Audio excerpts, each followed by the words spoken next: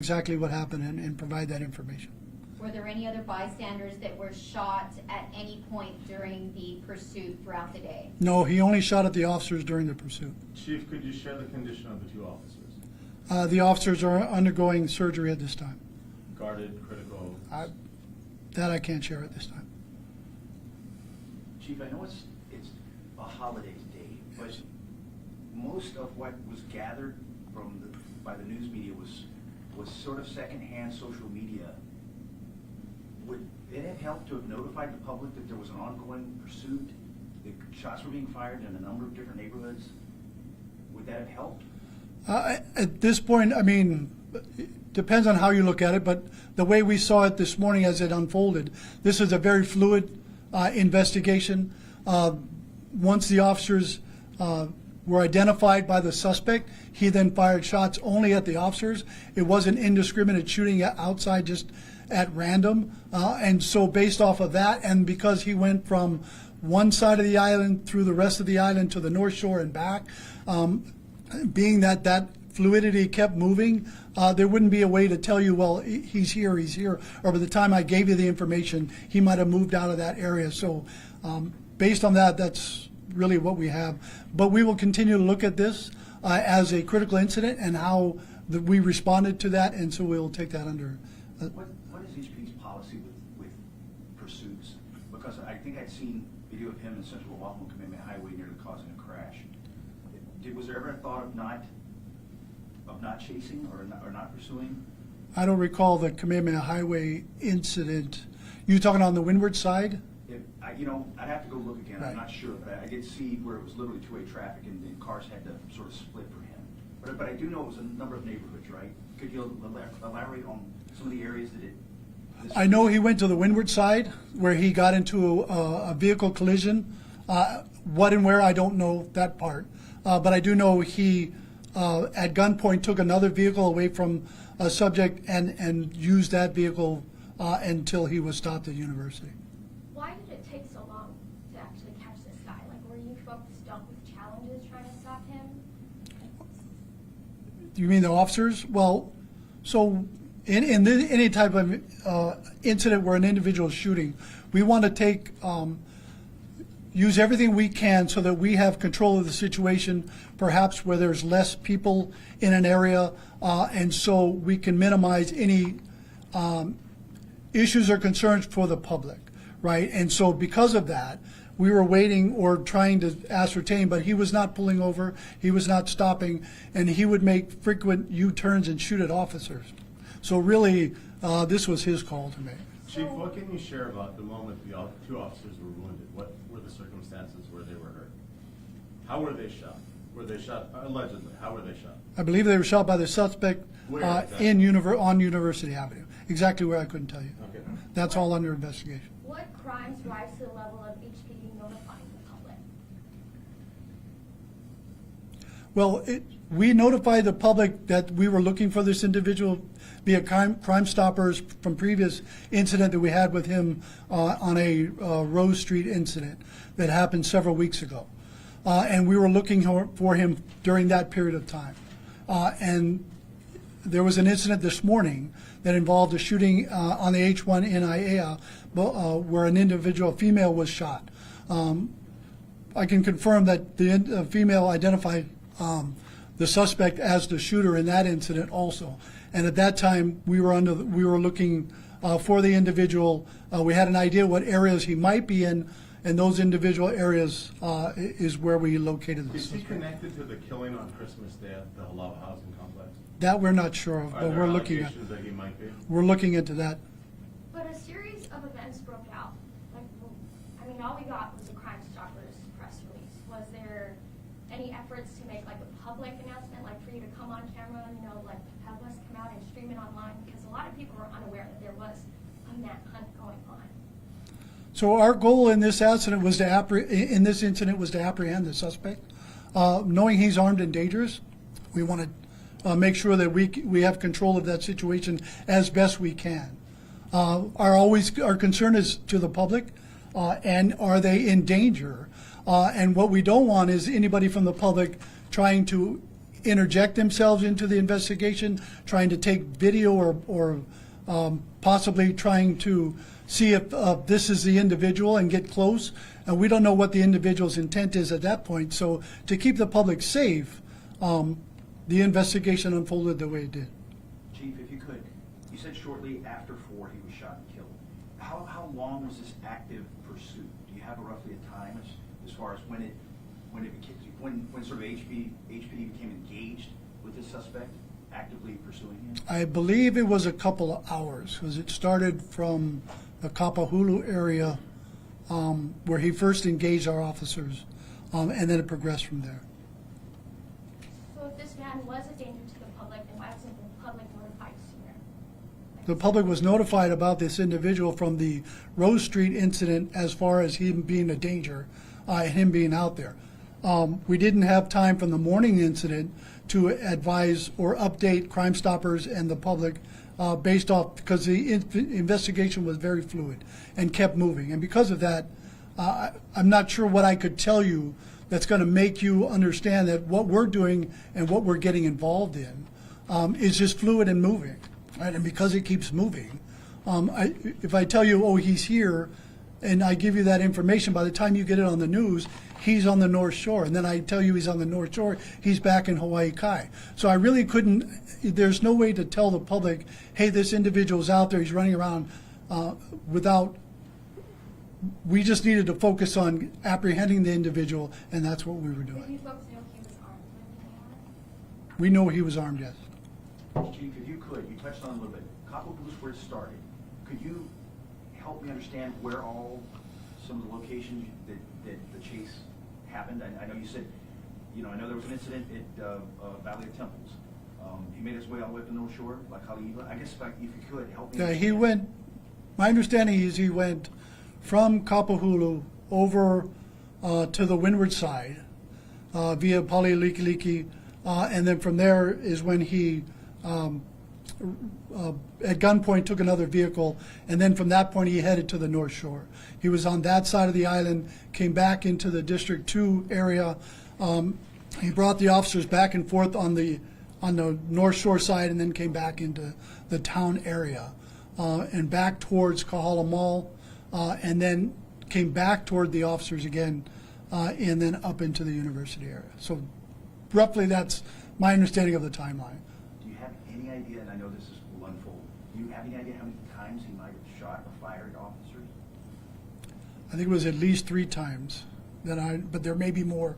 But the investigation will bear that out. At least 3 different neighborhoods where he opened fire on officers as they pursued. I won't say neighborhoods, but at 3 different locations. And Was most there of a possible second suspect? Not that I know of right now, but all of that will bear out in the investigation if there was anyone else involved. Are you going to give the identity of the officers that were shot? Can you give their names? Not right now, I can't, yeah. Going back to notifying the public, there was a woman that was carjacked at gunpoint. Yep. Do you even have a media team, or is there any plan to put out an island bulletin or like some sort of alert?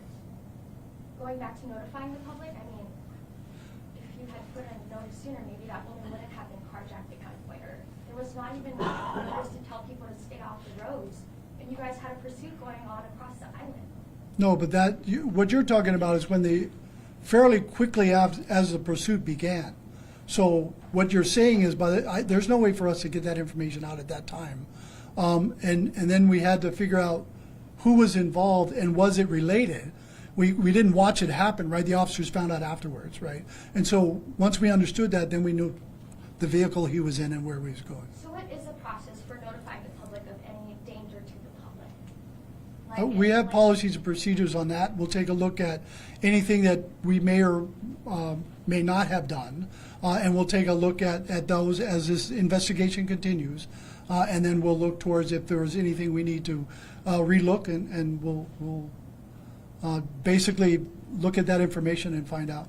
Chief, so you feel comfortable with the way this unfolded in terms of the public was never in any danger, and you're comfortable with how this went down?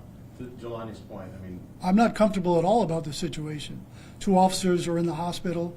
The suspect, unfortunately, is dead. And this individual, it was under their intention and their mindset to do what happened. We didn't in any way, shape, or form instigate any situation. He had full control of what the situation was as they unfolded. And So I'm not uncomfortable at all with the, and I understand Sorry, that. I didn't mean it in that way, I apologize. What I'm asking, and I think what Joanne is asking, is do you believe that there's a mechanism in place, policies, whatever they are, whether they're mandated by the city, whether they're internal, whether or not they have to be worked out with SHOPO in terms of collective bargaining, that there's a system in place where you let a community know that officers are pursuing a guy who's running around an island on New Year's Day, shooting at police officers. I guess that's. I understand what you're saying, and we can Monday morning quarterback and look at this No, today. I mean- But at the time it's ongoing, it's a situation. I understand that, and we'll work through all that. Nobody's saying you guys did anything wrong here. We don't even know what happened. So that's why we're asking. We're just asking in the context of. I mean, we don't know. I mean, we don't know. I mean, that's why we're asking. What is the best way, do you think, in an unfolding situation like that in the future? Let's take this incident today aside. Going forward, if something like this happens, if there's a dangerous guy who on December 16th allegedly shot at an individual and stabbed someone else in the shoulder, and he's out there, people are looking for him, he's wanted for attempted murder, and then all of a sudden something like this unfolds. What would you like to see going forward that would help your officers do what you guys need to do to get someone like this, and that helps the community understand what's going on in real time so people are safe? That's all. That's the only question. Nobody is trying to say anything, because nobody here's law. We're not. I understand. No, I fully understand your question. My one goal is the safety of the public. So how do we investigate a situation that's fluid, ongoing, complex, multiple crime scenes, multiple events, multiple things happening, get that information to you, but at the same time do what we need to do, right? And so we are trying to do, what I don't want is anybody in the public going, I'm going to go sit on the side of the road, or I'm going to go do something to try to interject themselves into an investigation where they may get hurt. And then who are you going to ask the question to, officer? How did you achieve? How did this guy get involved in the situation, right? So it's a very delicate situation. I fully understand where you're coming from, but this is just one of those investigations. It was fluid, it was ongoing, and it moved from place to place rapidly. And so to get the information out to help avoid the situation of public getting involved. And if you go back on and listen to social media, I'm sure there are probably some things on there that we don't like to hear as officers, and people wanted to interject and get involved, right? So how do we help the public help themselves and not do that, right? I understand what you're saying, right? But I also have to get an individual apprehended who is a danger to the community. Chief, if you don't mind me asking, I know it's very preliminary, do you have any idea roughly how many of your personnel took part in this? I know it's multiple, right? I mean, Yeah, multiple officers, yeah, absolutely. From different areas of the island were involved in investigation. Was that the case, like when he went into another district, would then other officers from that district join in? They would help and assist, yes. I mean, the secondhand information spread fast, so quickly. Like you said, social media, it's really easy for this information to be spread on social media. So like, does your department need more resources or help in getting that information out? I know you said the investigation was moving fluidly, but does your department need more resources? I don't think so, but we can take a look at that and identify if that's an issue or concern. As we put together the whole circumstances of events that happened from when the individual was first wanted back in December 16th, when he was identified in one attempted homicide, till unfortunately what happened today. When he was identified as a subject and that warrant was issued for his arrest in December, why wasn't he taken into custody then? Crime Stoppers was placed. We couldn't locate the individual, although we were making multiple attempts to try to locate him. And then for clarification on his route or the pursuit, is it possible he never went to the North Shore, or did he turn around from Kaneohe and go back to town? No, he was on the North Shore. Coach, can you go on how you guys actually stopped him there? Was there like some tactical move that cops just said, hey, this is a great time to stop him, pull him over? I think that was all, he had full control of the situation, but as we continue the investigation, I'm sure I will find out more information and be able to provide you exactly how that ended. The white Scion that the suspect was driving looked like one of its side windows was shattered. Was that from police fire, his fire, do you know? I don't know. I'm sure the investigation will bear that out. Is University Avenue open again, or not probably? I know it was closed as of, from my last understanding, should be open soon, as that investigation concluded.